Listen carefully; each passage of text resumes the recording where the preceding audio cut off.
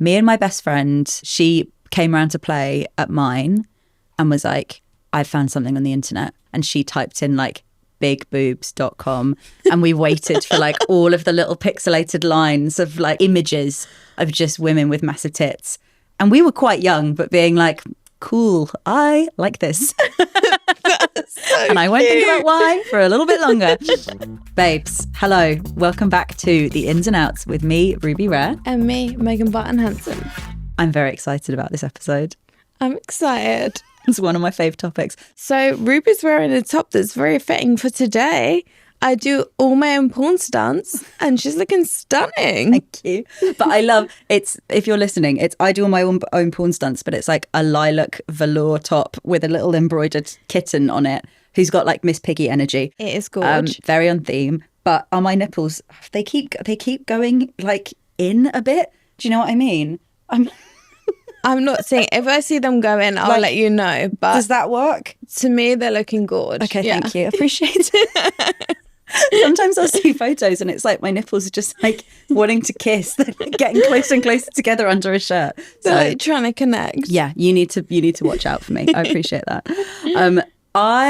Before we get into like our main topic, I want to ask you about sex and music. Oh my God. Why am I pretending it's not for a reason? I had someone around last night and I was really unprepared with playing music, and like they've come around before and so they know my generic sex playlist, and I was like, oh, I need to put something else on, but like I don't know what the fuck to turn to. Do you have go-to playlists? I don't have go-to playlists, but there's like certain like artists that I'll play, or you know, like when someone's coming around for a few drinks, but really you're like the motive is to fuck. I'm gonna put on these sexual songs just to subliminally get in there. To be like, we know why we're here. We know what's gonna happen. Yeah, but what's your like generic? I've never had a playlist, but like guys I've seen, they've always been like, they'll actually like announce it as well. They'll be like, oh yeah, there's like a pride in it sometimes. I'll send you my playlist. I am quite proud of it. But the thing is that like if you use it too often, it feels like you're like in a TV show and they're just playing the songs again and you're like, oh, okay, the same sex. Like I want it to feel different. I need to up my game with them. I'll send them to you. Certain songs on there that you're like must-haves for the sex playlist? There's a couple, and really there's an artist called Cheex who like is very good and like really sexy, but not like obviously because I think the songs where you're like, this is for fucking, sometimes can be a bit of a turn off because it's like too obvious. Yeah. I'm like, I want like sophistication. She's being like, maybe you're about to bang, maybe you're not, I don't know. Okay, so you're taking the more like demure approach. I mean, you'll see my playlist and it's not demure, but like a little bit. Like I don't want it to be so obvious, but we can put it in the show notes if people want to listen to my playlist. Yeah, I feel like it's so important though, because like when you're fucking, like sometimes I think if I'm too shy to say something, a song can say it all. I just like put this song on and be like, just read the room. This is the vibe I want. Yeah. Oh God, I was at a friend's house the other day and like he has a playlist that like just automatically went on, or he like played one bit from it, but then it was all of his, it was like motivational speaking, like songs, but like all like positive affirmations, which like really, really sweet. I am so here for, but I had to be like, babe, if we're going to like slide this into sex, can we change the music, please? I wasn't doing it for me. Positive affirmations. Like, you're amazing. You can do anything. It's like, I know, but not right now. I obviously was nerding out, and can I share one thing with you that I think you'll enjoy? Please. I'm a little historical nerd. I'm basically trying to make a playlist of classical music to wank to, like hot classical music. And it is kind of out there. I believe in it, but it's still cooking.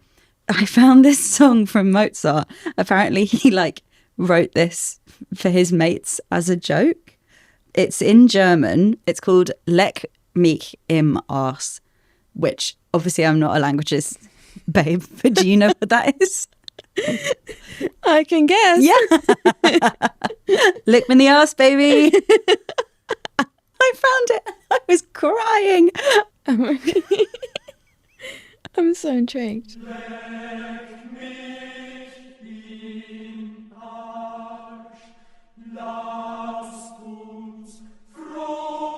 It's just lick my ass.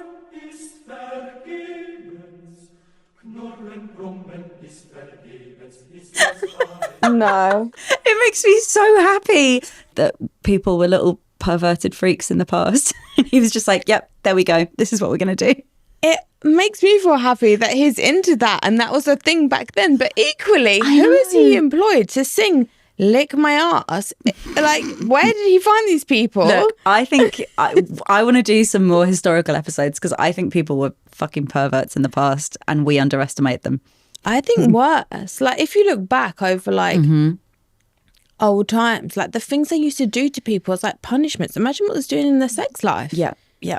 I think the most graphic porn I've ever seen is from the Victorian era. Like, oh my God, just give me one insight. Just one thing. I'm going to have to bring in some books at some point. Well, this isn't graphic, but there's like photographs that have been doctored and it's like 3 Victorian women who've all got their skirts pulled up and they're pissing and like combined they're holding a ping pong ball up in the air. And obviously like it's been like painted on, so they haven't actually done it. But I love how weird that they're like, yeah, this will be entertainment. Let's go. That's sick. 3 pissing ladies. That's amazing. I think we're talking about porn today. We are talking about porn today. Yep. And I'm beaming because honestly, of all of the sex and relationships like topics, I love them all. I think porn's up there as one of my faves. Really? Yeah. Porn has a real like soft spot in my heart.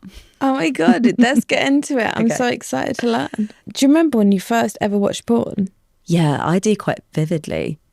Like a few different times. I remember me and my best friend, like she came around to play at mine and was like, I found something on the internet. Like, we can't do it at your house because of where your computer is, but when you come to mine, I'll show you. And she, like, we like kicked our younger siblings out of the room where the computer was, and she typed in like bigboobs.com, and we waited for like all of the little pixelated lines of like images of just women with massive tits. And we were quite young, but being like, cool, I like this. And I won't think about why for a little bit longer. But yeah, and then I started to watch porn on my own when I was a teenager. And like, I remember, you know, all of that bullshit of like Blue Waffle and 2 Girls, 1 Cup, like that went around school. And so porn terrified me for a while. And then when I started watching it myself, I mean, it was just consistently lesbian porn. Not much has changed. I agree. I think women porn is better.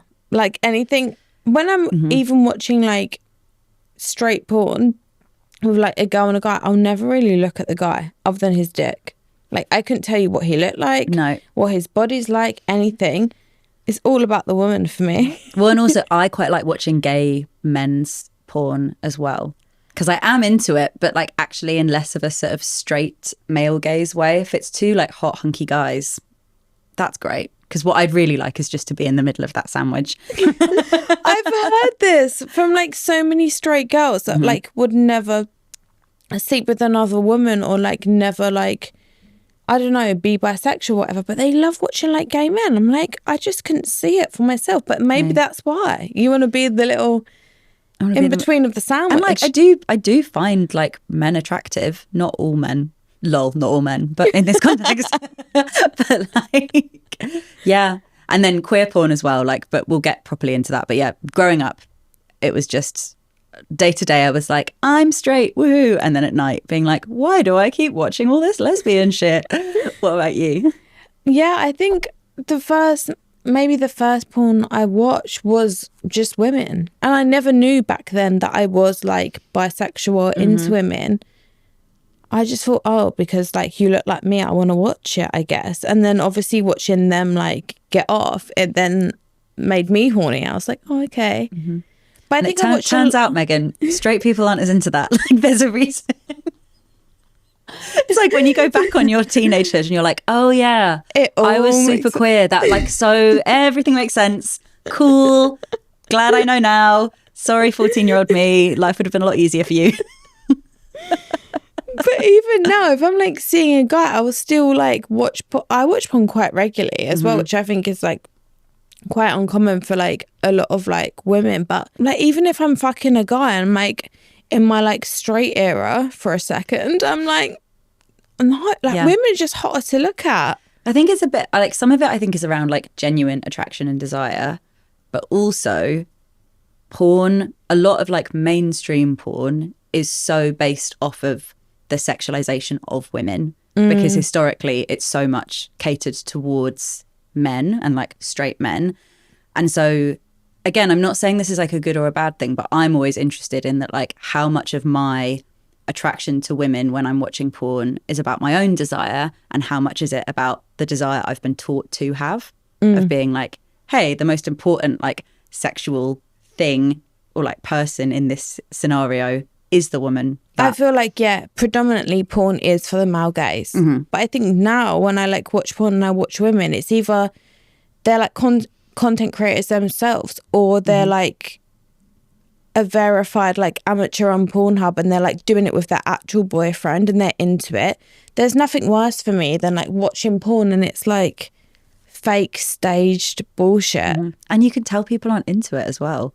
I think nowadays there are big pockets of the porn industry where we are wanting and seeing more authenticity in like the sex that we're watching, because I don't want it to feel weird and fake and staged. It immediately shuts off like a pleasure part of my brain, and I'm like, what's going on? Like, you look really sad, or being like, dude, you need to exfoliate, like your skin is flaky, or like whatever it is. It's like, or like, why is that lighting terrible? Like, why did you put a chair there? Like, whatever it is. Yeah. I need it to be like a fantasy I can get on board with.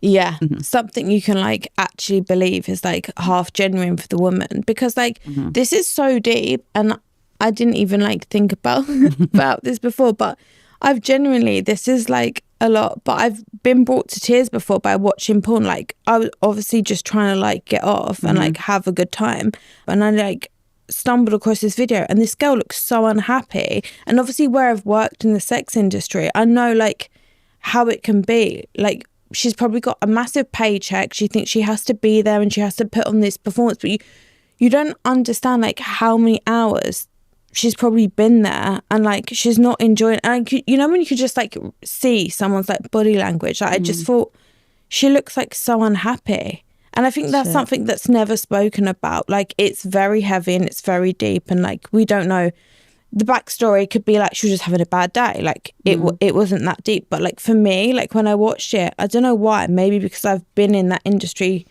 myself, it just triggered something, and I was just like, I've only come here to have a wank, and now next thing I know I'm crying. You're having an existential crisis. Yeah, it was mental. Yeah. But I do think there needs to be a whole shift in and I think we are getting there slowly, but I think the whole shift of the whole porn industry needs to be more catered for like women and like authentic couples, rather than what used to be in the 90s and whatever of like the woman is just like for other people's entertainment. Yeah, it's just very victimizing of the woman, I think. I'm glad you've said it, because I think I honestly feel wary of bringing stuff like that up sometimes, and then hearing you makes me be like, no, this is really important to talk about. So I come from a place of being like, trying to be like pro porn, because I can see the impact of being so negative about porn, especially from like young people where I've gone into schools and have taught. And also I'm very informed from being like very pro sex worker. Like, I've noticed myself in the past being like,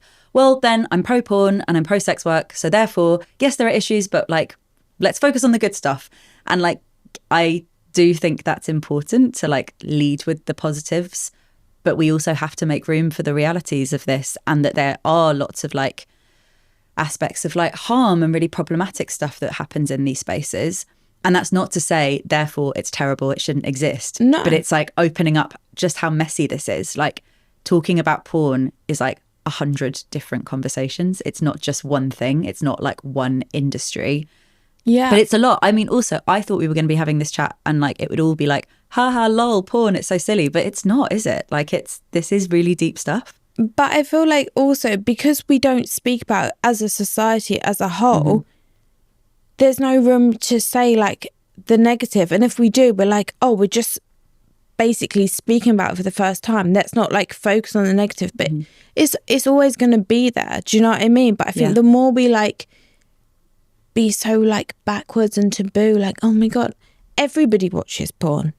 Every single person watches porn. And I don't know why we're not speaking about it. It's like the most human thing we can do is like, fuck. Like, why is everyone being so weird about it? We've been making porn for as long as humans have been like making art and documenting lives. Like, it's cave paintings of like nude people and people fucking. I'm pretty sure they're fucking. Maybe that's just me looking into it. But, you know, like the invention of the printing press, then people would started like writing smut. And like the Victorian era, that's when photography came about. What was the first thing that they took photos of? It's like, all right, whip your kit off.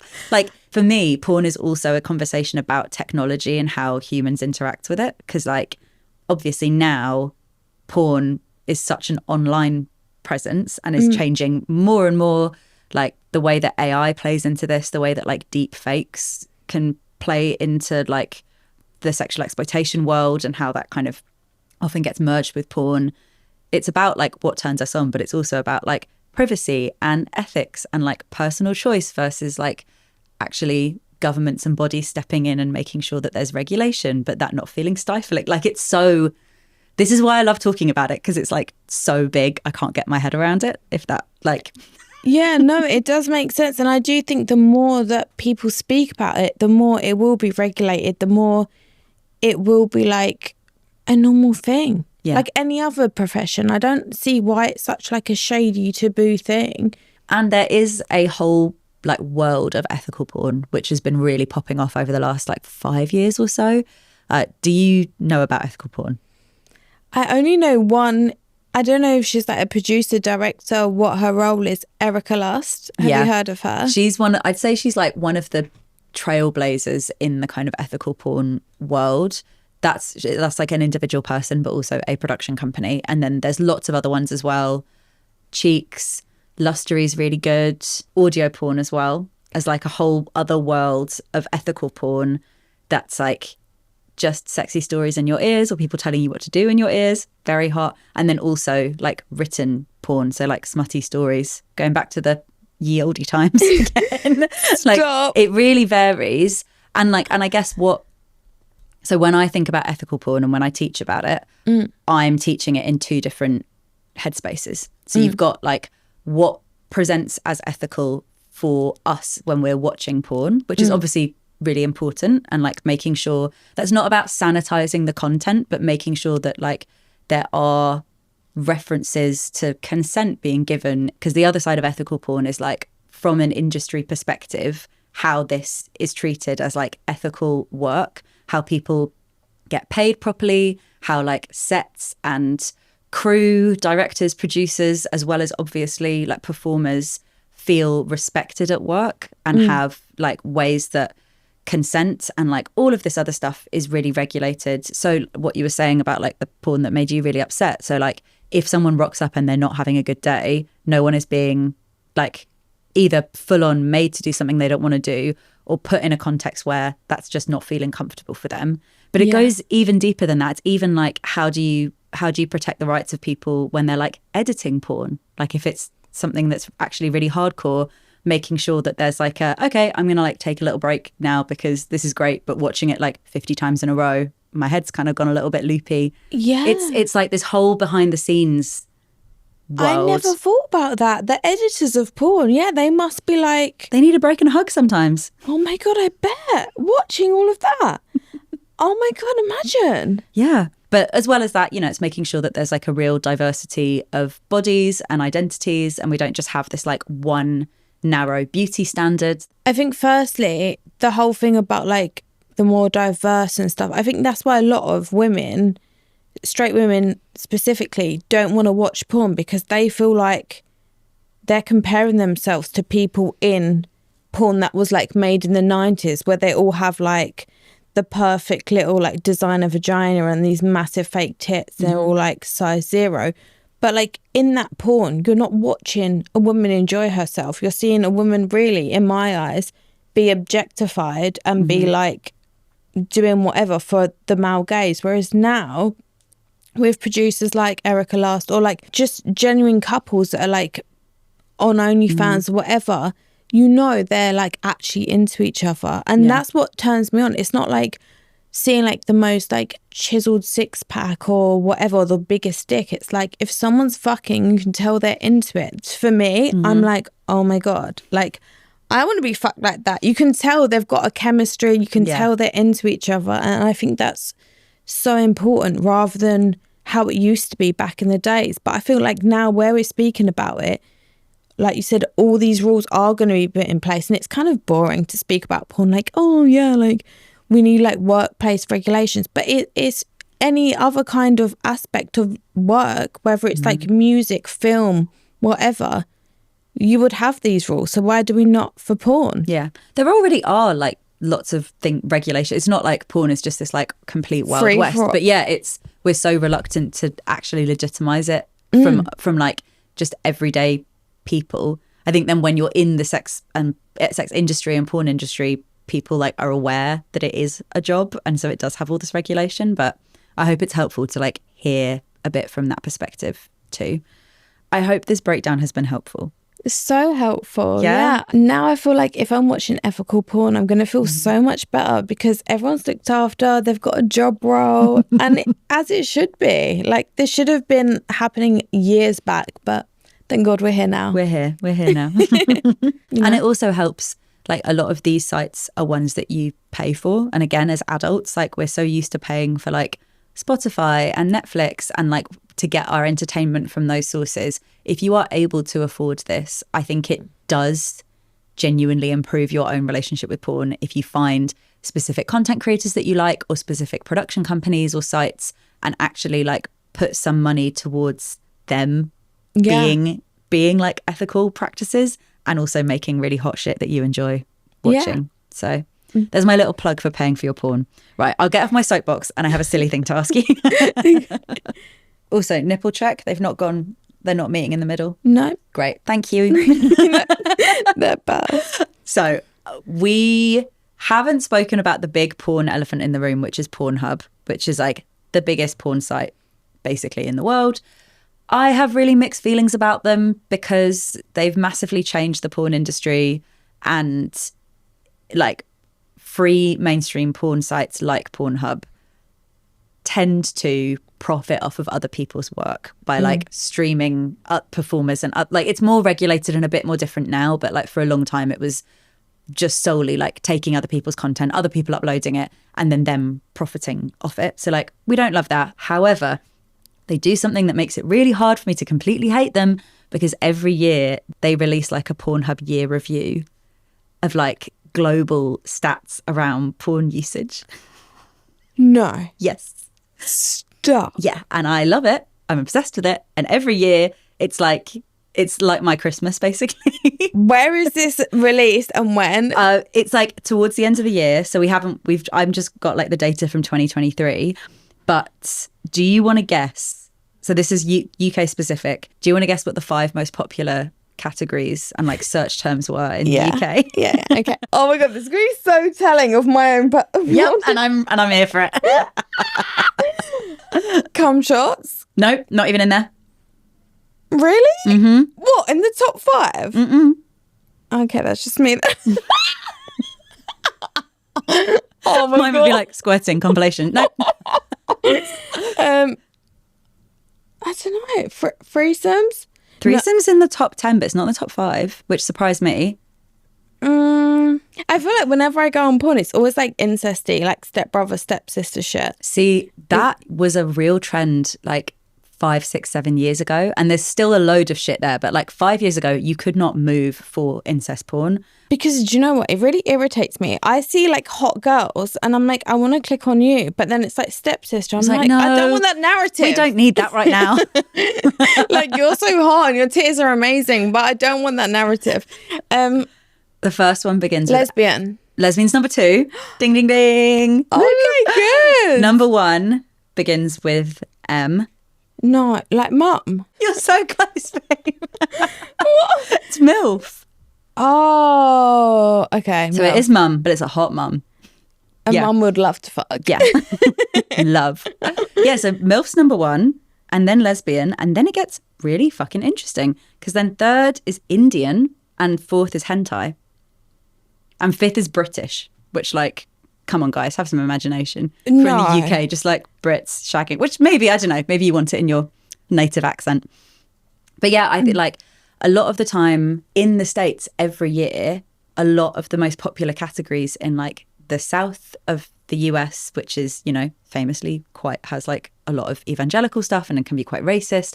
Like a lot of the popular search terms are like ebony and about race. And like, you know, over the years, like searches around specific nationalities or religions like Arab or Muslim like become more popular. It's almost like what we were talking about last week with kink and like shame and taboo like nestling up together, that like when something's seen as taboo, people start searching it for more on like porn. Like even in terms of like trans identities and how much that's being like vilified in the media now, like people searching for trans people in porn has massively increased.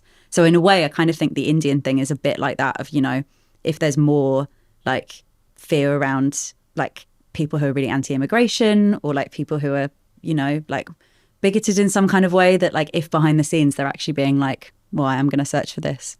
That is wild. Imagine all them assholes that like voted like Brexit and then they're like literally honestly like, that is what's happening. That has blown my mind. Yeah. What on earth? One more fact is that in this report, globally, 36% of PornHub users are women, which I think is way higher than people think.